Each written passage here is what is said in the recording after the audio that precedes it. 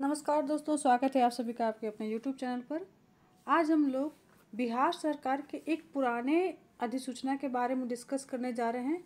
ये अधिसूचना इसीलिए आपके लिए इम्पोर्टेंट है क्योंकि ये अधिसूचना आई तो 24 में है, बट इसका इम्प्लीमेंटेशन जो है आपका 2025 में होने जा रहा है। और इसकी जो पॉलिसी बनी थी वो 2023 की है, बट आफ्टर 2 इयर्स फाइनली इसका जो इम्प्लीमेंटेशन है ये होने जा रहा है।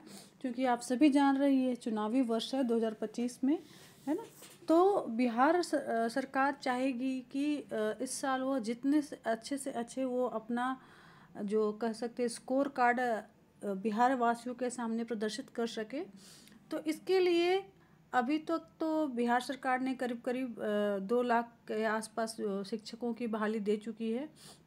अभी TRA 3 का भी जो रिज़ल्ट है वो अनाउंस कर दिया गया था, और बिहार सरकार में जो हेडमास्टर है उसका भी बहाली अपॉइंटमेंट होने जा रहा है। बहाली हो चुकी है ना। उसका रिज़ल्ट फाइनल हो चुका है, काउंसलिंग भी हो चुका है, बट उनका अभी जो पोस्टिंग है वो नहीं हुआ है। तो TRA 3 की जो अभ्यर्थी हैं उनका जो सिलेक्टेड अभ्यर्थी हैं उनका पोस्टिंग हो जाएगा। साथ साथ बिहार के स्कूलों में हेडमास्टर की भी पोस्टिंग हो जाएगी। अब बात हो रही है इस नोटिफिकेशन के बारे में। तो ये जो अधिसूचना है आपके लिए इसलिए इम्पॉर्टेंट है पुरानी, बट अब इसमें बारे में मैं आपको समझा दे रही हूँ। इम्प्लीमेंटेशन अभी होगा, इसकी वैकेंसी बस कुछ दिनों के अंदर आ जाएगी। अगर मैं बात करूँ तो अब गिनती के दिन बचे हुए हैं। हो सकता है इस मंथ के एंड होते होते आपके लिए होली की खुशखबरी के रूप में यह नोटिफिकेशन जो एडवर्टीजमेंट है वो आ जाए। अधिसूचना तो आ ही चुकी है, नोटिफिकेशन पहले ही आया और रखा है, बट अधिसूचना ये जो नोटिस है एग्जामिशन का या वैकेंसी का जो है नोटिस है वो आ जाएगा। अब ये क्या है, तो इसके बारे में हम लोग एकदम बारी बारी से समझना चालू करेंगे। तो ये जो अधिसूचना है ये 2024 की है। ये बिहार सरकार के अर्थ एवं सांख्यिकी निदेशालय योजना एवं विकास विभाग की है। ठीक है, अधिसूचना आपका ये 2024 का है। मैं इसको स्क्रॉल करके इन की ओर ले जा रही हूँ, ये आप देख पा रहे हैं। ये 19 अगस्त 2024 की अधिसूचना है। ठीक है, यहाँ पे देखेंगे प्रधान सचिव योजना एवं विकास विभाग। अब आप ये देख चुके हैं। पत्रांक ज्ञापांक जो है आप देख लीजिएगा। ज्ञापांक जो है 1370 है स्थापना का। और ये जो चूँकि ये पुरानी पॉलिसी थी उसी पर आगे इम्प्लीमेंटेशन हुआ है, इसलिए देखेंगे तो यहाँ पे आप 2018 भी लिखा हुआ दिखेगा आपको। और जो इस पर जो ज्ञापांक लिया गया है दिया आपको अनाउंस हुआ था ये 22 अगस्त को है। ठीक है, साइन हुआ है प्रधान सचिव का, ये आपको उसके 3 दिन पहले ही साइन हुआ था। ठीक है, अब हम लोग आते हैं इस अधिसूचना की ओर। देखिए, वीडियो को थोड़ा सा ध्यान से देख लेंगे तो आपके लिए अच्छा रहे, क्योंकि मैं सूचना बताने की कोशिश कर रही हूँ। हो सकता है आपको बहुत जगह इसके बारे में क्लियर पता चला भी होगा, या फिर हो सकता है आप लोगों ने बस किसी से सुना भी होगा। अब ये थोड़ा ध्यान से सुन लेंगे, देख लेंगे, वीडियो को समझ लेंगे तो आपके लिए बेहतर होगा, ताकि आगे की रणनीति आपको बनानी है कि आपको इस एग्जामिनेशन में बैठना है नहीं बैठना है, आप इसके लिए एलिजिबल हैं या नहीं है। ये सब चीज़ें इस वीडियो के माध्यम से मैं क्लियर करने की कोशिश कर रही हूँ। तो आप वीडियो ज़रूर पूरा देख लीजिएगा, और चैनल पर नए हैं तो चैनल ज़रूर सब्सक्राइब कर लीजिएगा। चलिए अधिसूचना को डिटेल्स में देखते हैं। यह जो है भारत सरकार के संविधान के अनुच्छेद 309 के परंतु द्वारा प्रदत्त शक्तियों का प्रयोग करते बिहार के गवर्नर ने यह नियमावली बनाई है। क्या है जो संशोधन करते हुए जो नियमावली है वो अनाउंस किया है, वो क्या है? बिहार आवर्ष सांख्यिकी संवर्ग नियमावली 2020, है ना। उसका जो संशोधन हुआ है, तो ये संशोधन होने के बाद में ये क्या बन गया है? बिहार आवर्ष सांख्यिकी संवर्ग संशोधन नियमावली 2024, और ये पूरे बिहार में इम्प्लीमेंट होगा। ठीक है, और ये जो पॉलिसी है, ये नोटिफिकेशन है, जिस तिथि को ये पब्लिश हो रहा है उसी दिन से प्रभावित हो जाएगा। ठीक है, तो हम लोग बात करने जा रहे हैं बिहार आवर्ष सांख्यिकी संवर्ग संशोधन नियमावली 2024 के बारे में। 20 के बारे में, 24 के बारे में बात कर रहे हैं। अब ये है क्या इसमें? तो इस विभाग के अधीन देखिएगा, यह संवर्ग राज्य संवर्ग होगा जिसका प्रशासनिक नियंत्रण अर्थ और सांख्यिकी निदेशालय योजना एवं विकास विभाग के अधीन होगा। ठीक है, तो इसमें पोस्ट जो आएंगे, कौन कौन से पोस्ट हैं? देखेंगे आप लोग, जो प्लानिंग एंड डेवलपमेंट डिपार्टमेंट के अंतर्गत में ये जो पोस्ट है, पहला है अवर सांख्यिकी पदाधिकारी ऑब्लिक प्रखंड सांख्यिकी पदाधिकारी, जिसकी कोटि मूल कोटि की होगी और ये नॉन गैजेटेड होगा। उसी के बाद में आएगा सांख्यिकी सहायक सांख्यिकी पदाधिकारी, ये प्रथम प्रोन्नति स्तर तक के लिए है और ये गैजेटेड है। बहुत तक ये अगर इसमें से कोई पुराने होंगे तो वो भी आपको प्रमोट होकर के इसमें आ सकते हैं, हालांकि ये ओपन वैकेंसी रहेगी। कुछ इसमें से जो पुराने जो ऑलरेडी हैं अवर सांख्यिकी पदाधिकारी, उनको भी प्रमोट करके गैजेटेड वाला में हो सकता है नियुक्ति दिया जा सकता है। अब इसमें क्या है, बाकी चीज़ों को इम्पोर्टेंट जो चीज़ें हैं उनको समझेंगे। क्या है, इस संवर्ग के विभिन्न कोटि के स्वीकृत पदों की संख्या, वेतनमान, वेतन स्तर वही होंगे जैसा राज्य सरकार द्वारा समय समय पर निर्धारित किया जाएगा। मोस्ट प्रोबेबली ये जो है लेवल 7 का जो वैकेंसी रहेगा, ठीक है। और मुझे लगता है ये लेवल 7 हो सकता है, सेकेंड वाला हो सकता है कि ये आपको लेवल 9 का जाए, ठीक है। आगे बताएंगे, जो इम्पोर्टेंट चीज़ें मैं वही पढ़ रही हूँ। ये जो पॉलिसी है ऑलरेडी बहुत जगह पर है अवेलेबल, मैं आपको इसको टेलीग्राम में डाल दूँगी अधिसूचना को, आप वहाँ से डिटेल्स में पढ़ लेंगे, ठीक है। वैकेंसी का अगर हम बारे में बात करेंगे तो इसमें जो अभ्यर्थी है उसका जो एज होगा वो आपका मिनिमम 21 ईयर होगा। यहाँ आप देख लेंगे मिनिमम 20 ईयर होगा, लेकिन जो मैक्सिमम ईयर जो होगा वो आपको आगे चल के बताया जाएगा। और अधिकतम उम्र सीमा में जो संविदा पर पहले से कार्य कर रहे हैं उनको छूट दिया जा सकता है। और एक चीज़ और मैं बता दूंगी कि ये इसका जो मैक्सिमम जो एज है, जो मैक्सिमम एज है जनरली जो बीएसएससी और बीपीएससी में जो मैक्सिमम एजेस होता है सेम रहेगा, ठीक है। यानी कि मैं आपको इसके बारे में हल्का सा खुद से बता दे रही हूँ। 37 ईयर्स जो होगा जनरल मेल के लिए, ठीक है, और 40 ईयर्स होगा ये जनरल फीमेल के लिए। अब इसमें छूट क्या मिलेगा, तो पहले तो आप मैं बता देती हूँ रिजर्वेशन कैटेगरी के लिए छूट मिलेगा ही।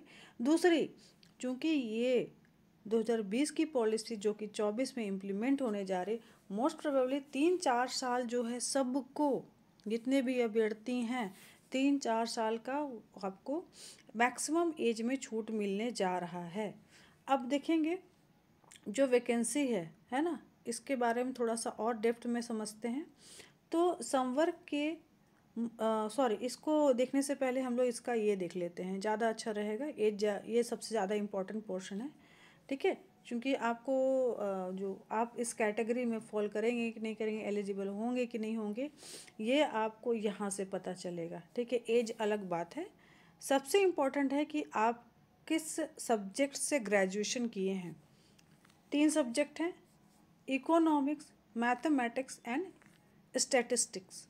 चूँकि यह जो है आपको बिहार सरकार के अर्थ एवं सांख्यिकी निदेशालय से संबंधित वैकेंसी है, ठीक है, जो अर्थ एवं सांख्यिकी निदेशालय से संबंधित वैकेंसी है। और वैकेंसी का नाम भी आप देख पा रहे हैं, अवर सांख्यिकी पदाधिकारी अथवा प्रखंड सांख्यिकी पदाधिकारी, सेकेंड सहायक सांख्यिकी पदाधिकारी। तो ये 2 वैकेंसीज हैं। तो ये दोनों वैकेंसी को इम्प्लीमेंट होने के लिए इसी कैटेगरी के ग्रेजुएट चाहिए होंगे, जिसमें कि एक होगा अर्थशास्त्र, दूसरा गणित, तीसरा है सांख्यिकी। ये 3 सब्जेक्ट के ग्रेजुएट ही, नॉर्मल ग्रेजुएट ही इस वैकेंसी के लिए एलिजिबल होंगे, ठीक है। और इसके साथ साथ अब आगे चल के हम लोग जो अगला इम्पॉर्टेंट चीज़ है वो हम लोग देख लेंगे कि जो मेरिट लिस्ट तैयार हो गई है। देखिए एग्जामिशन तो होगा ही, है ना, एग्जामिशन तो होगा ही, नो डाउट, ठीक है। अब यहाँ पे आपको ये मेरिट लिस्ट है और यहाँ पे देखिए उसका जो कह सकते हैं मेरिट के काउंट के लिए परीक्षा में जो प्राप्त अंक हैं उसके बारे में, मेरिट कैसे काउंट होगा उसके बारे में भी यहाँ पे दिया हुआ है। हालांकि इसमें संविदा पर काम करने वाले अभ्यर्थी हैं उनके लिए थोड़ा सा रिलैक्सेशन रहेगा। तो क्या है देख लेंगे कि आयोग द्वारा जो आयोजित लिखित परीक्षा है उसमें जितने भी प्राप्तांक है उसका जो वेटेज होगा 75 मार्क्स होगा। संविदा के आधार पर कार्य करने के निमित्त अधिकतम अधिमानता तभी मान्य होगी जब उसी पद पर संयुक्त संविदा पर नियुक्ति की गई है। यानी कि जो पोस्ट निकला है उसी पोस्ट पर अगर अभ्यर्थी कार्यरत है तब उनको 25 अंक का अधिमानता दिया जाएगा। प्रति कार्यरत वर्ष के लिए 5 अंक, ठीक है, प्रति कार्यरत वर्ष के लिए 5 अंक, जिसकी अधिकतम सीमा 25 अंक की होगी।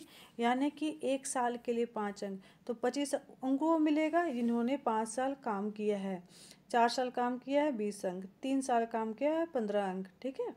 तो किसी वर्ष के अंश के लिए कार्यरत दिवसों की संख्या में 5 से गुना करके 365 से भाग दे करके अनुपातिक अंक जोड़ा जाएगा और ये दोनों को मिला के कुल जो अंक है वो 100 अंक है, ठीक है। तो कहने का मतलब है कि आपको यहाँ लिखित परीक्षा देना है। लिखित परीक्षा जो है 75 मार्क्स का होगा। वो 25 मार्क्स वो कॉन्ट्रैक्ट पे काम करने वाले हैं उनके लिए उनको अलग से वो मेरिट में ऐड किया जाएगा।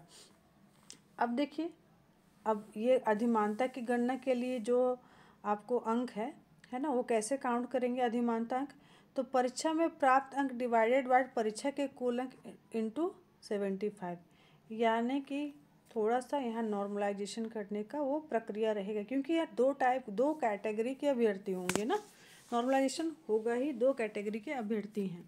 तो फिलहाल मैं अभी तो इसमें आपको यहाँ पे क्लियर इतना ही कर पा रही हूँ, और बाकी चीज़ें है ना, बाकी चीज़ें यहाँ आप लास्ट में देख लेंगे।